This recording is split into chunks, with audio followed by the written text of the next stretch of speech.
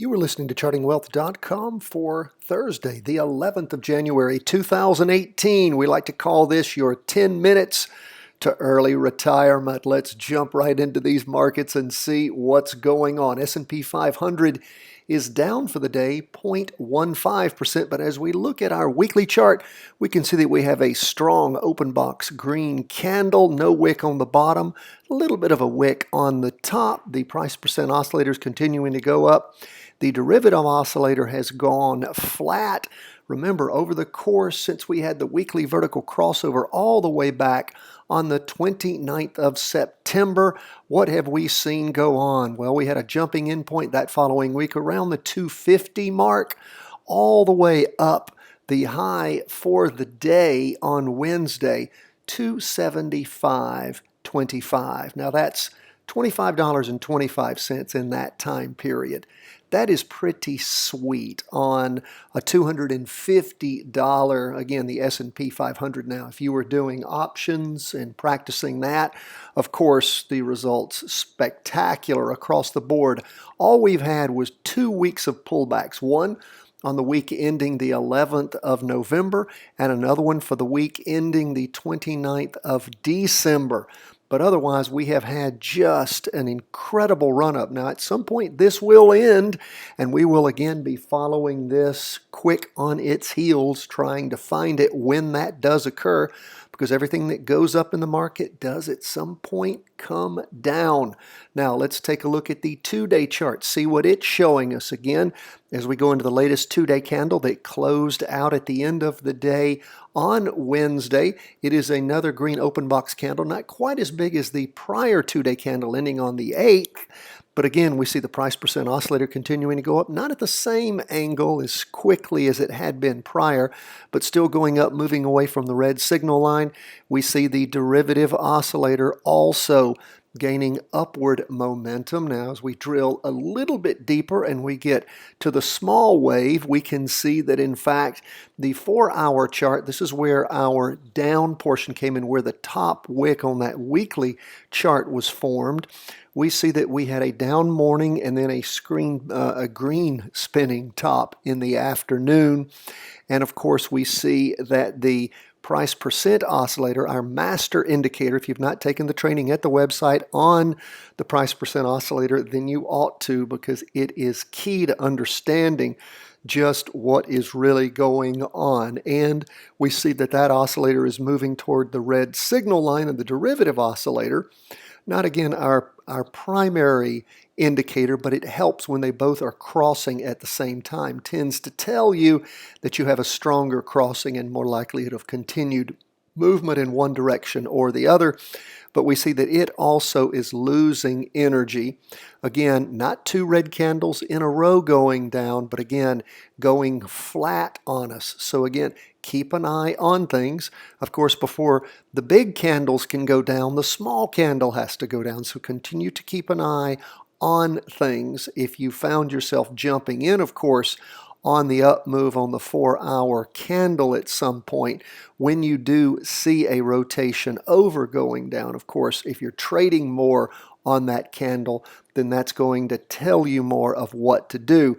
If you're using the weekly vertical crossover or a two-day crossover, then of course the 4-hour chart is not as important to you, but again, it gives you fair and forewarning. So again, continue to keep an eye on things. If you start seeing a lot of red candles stacking up and a crossover going down, just pay attention. Doesn't mean it's going to go on for a long time. When we had the last drop over back in mid-December, it then peaked back up for a couple of turns and then rotated back over and really did nothing more than slide sideways. So again, just watch. At some point, this market will come tumbling down. Let's take a look at the Qs, down 0.23% for the day. And again, the Qs has not been the same strong run-up that we have seen for as long a period, about a month less than we saw at the S&P 500. The Qs, of course, is the Nasdaq 100. But over the last 2 weeks, things have been strong. And of course, at the end of the prior week, we had that weekly vertical crossover on January the 5th going up. And again, we'll continue to keep an eye. Again, a bit of a down day for the day on Wednesday, 0.23%. So far, though, the week is up strong. Derivative oscillator moving up strongly. Price percent oscillator gaining momentum. So again, keep an eye on things. What do we see on the 2-day chart? Well, of course, it is continuing to move up, not as strong as it had been before for the 2-day candle ending on the 8th, just like on the S&P 500, but still price movement above the Bollinger Bands. Those are the volatility bands. When you're above that, again, showing strong up movement. All the price movement is above the 2-day trend line. Derivative oscillator gaining energy, and like we said, price percent oscillator moving up. So drill a little deeper. We do see the 4-hour chart again moving toward the red signal line on the price percent oscillator, and the derivative oscillator losing energy after that down movement in the morning. Bit of a gain back in the afternoon. Again, price movement still well above the 2-day trend line, but keep an eye. Once we start seeing trend lines penetrated, and once we see 4-hour charts crossing over, we start paying attention to potential reverses. So again, just watch. Just because we had a small down day, I mean, we're talking small, 0.25% on the Qs, 0.15% on the S&P 500. But look, we want to keep every penny that we earn in our virtual account right, but we don't want to get out at the wrong time. That's why we want to monitor things. And again, let me share this with you. People who talk about quant trading and they talk about artificial intelligence and the market being rigged and all these things being run, it's just like an article I was reading the other day about how we as humans can tell before anybody is actually showing symptoms of a viral infection. This is an interesting article I read the other day, that we have the innate ability just to see people and know that something's wrong with them, that a sickness is involved there. That same kind of prescient sense occurs once you start practicing every single day and you're watching these markets. Again, 10 minutes, that's all we're talking about. But if you involve yourself and if you start getting a feel for how the Qs works, how the S&P 500 works, how gold GLD works, and how TLT, 20-year bonds work, and you spend a few minutes with them every day, you get used to their rhythms and their movements, particularly if you're filling out your weekly market worksheet once a week and your daily market worksheets every day. Again, you do all this while you're listening to the program, while you're doing your studies, okay, for 10 minutes. But if you will do this and you'll fill out your trade worksheet when you do practice trades, where you know why you got in, why you got out, what you worried about while the trade was going on, how it worked out, do your after action on it. Again, just a few short minutes, but if you'll do it, you'll develop that. And it's not really a sixth sense. What it really is it's just you getting used to the rhythms and then being able to tell what's going on. It's like a race car driver. He can hear the hum of the engine and know everything's fine. But when he starts hearing a little rattling, a little something extra, he knows something's going wrong before it throws the rod. That's what we're talking about. That's what your daily involvement does for you, okay? And that's the word of the day, practice. Perfect practice makes perfect. How do you get to Carnegie Hall? Practice. This isn't going to happen just because you tune in occasionally. You've got to invest 10 minutes a day.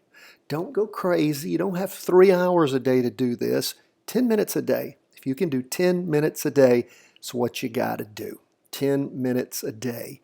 And you may have early retirement choice. Okay, let's keep moving through these charts. We're going to TLT, the 20-year bonds. And again, we see that again down for the day. Remember, we had the weekly vertical crossover going down. That sure enough occurred on the week ending this last Friday, the 5th of January. So far, a down week. We do see a long wick on the bottom. And again, that means that we had the bears take this baby down, and the bulls have been trying to push it back up, but again, down 0.12% for the day. And we see that the derivative oscillator continues to move down, and we see that the price percent oscillator has that nice, strong down angle pulling away from the red signal line. So that is exactly what you want to see going on. And again, we haven't finished drawing the 5-day candle yet, so I'm a little hesitant to start drawing trend lines at this point using that candle. Again, remember, a candle is only complete once the time period ends, but price movement well below the weekly candle at this point. Now, let's continue to move along. Look at the 2-day candle. What do we see? We see derivative oscillator gaining downward momentum and spiking down, of course, the price percent oscillator, our master indicator. We have a big down candle. Again, a long wick on the bottom, so some of that was retracted, but again, strong down movement, as we would suspect after we have a weekly vertical crossover going down. Not telling you anything you don't know. You know the magic of the weekly vertical crossover. What do we see on the 4-hour chart? We see derivative oscillator not going down as strong as it had been, but the price percent oscillator still headed down again. Not the same steep angle, flattening out a little bit. Why? Because we had a bit of a pullback in the afternoon. We had a strong down candle in the morning, cut short a little bit by a green spinning top in the afternoon. So again, would have been a lot stronger down movement, a lot bigger than 0.12%, but still down. Now that's where we are. Again, continue to sort of keep your eye on this 4-hour chart, but things have been nice so far on our crossover going down on bonds. Now we're going to go back to the weekly chart, look at our last chart, gold. Remember, we had that weekly vertical crossover going up in gold on Friday. Gave you a bit of a caveat with that because it's our 4-hour chart that's so important in gold. It is actually a total trading chart, one of the few we have. It seems to work over and over and over and over again with gold. What do we see going on? Well, gold again is price movement is so far above the weekly trend line, but we have a red open box. Now that's not a closed red box candle, means caution, but again, it is a red box. We see derivative oscillators gain some energy, price percent oscillators continuing to move up on the weekly chart on gold after the vertical crossover going up. We look at the 2-day chart, which closed, of course, the latest candle over the course of the day. It's a red spinning top, which means indecision. Gold actually topped out pretty much, hit just about its high at about 125.30 or so back on the 2-day candle ending on Tuesday the 2nd, and then sort of has slid sideways and starting to go down. At least we've got indecision with that latest candle, a red spinning top, which means indecision, almost a doji, which means lots of indecision. Derivative oscillators losing energy. Price percent oscillator, however, still heading up. But again, things do appear to be weakening in that up move on gold. And as we tune in to the 4-hour chart, of course, it crossed over going down back on Monday the 8th. Pay close attention to it. It went down strongly in the afternoon on Tuesday, on the morning rather, on Tuesday the 9th, and then has been trying to recover. So watch the price percent oscillator. If it crosses back over going up, you have a perfect reason to look for getting into gold because the 2-day and the weekly are both up if that happens soon. Now, again, this total trading chart that we have on the 4-hour chart tends to be a nice, strong one. And when gold is heading down, we've seen it head down for quite a while over the last few weeks, but for sort of a sideways slide and a choppiness that set in about mid-November, mid-November. And then in December, it got really clean and beautiful. So keep your eye on this 4-hour chart. May have a chance to get into gold going up, but right now it is primed down. But again, it's ready for an up move if it'll cross over going up on this 4-hour chart because of the weekly and the 2-day. But again, remember the total trading chart that we have on that 4-hour. Thanks so much, my friends, for being with us. We are excited about 3 new trainings we have coming out for you. New offerings, personalized training, an advanced training, and another whole thing in teaching options on stocks and ETFs, all sorts of great stuff that we have happening. We will be releasing all of those offerings to you in the very near future. It's what I've been working on throughout the day today.